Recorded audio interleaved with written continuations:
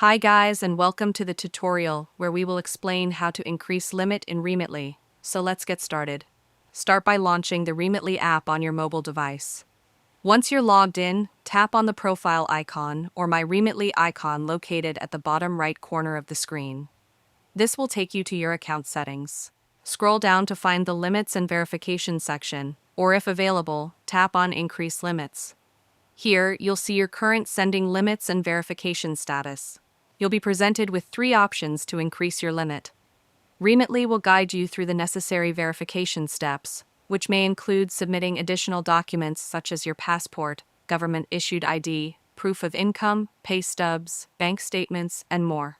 Follow the prompts to upload clear photos of your documents. Remitly will verify the images to ensure they meet their eligibility criteria before submitting. Once your documents are submitted, Remitly will review them, which typically takes 24 to 48 hours. You'll receive a notification once your sending limit has been updated. And that's it, you are done.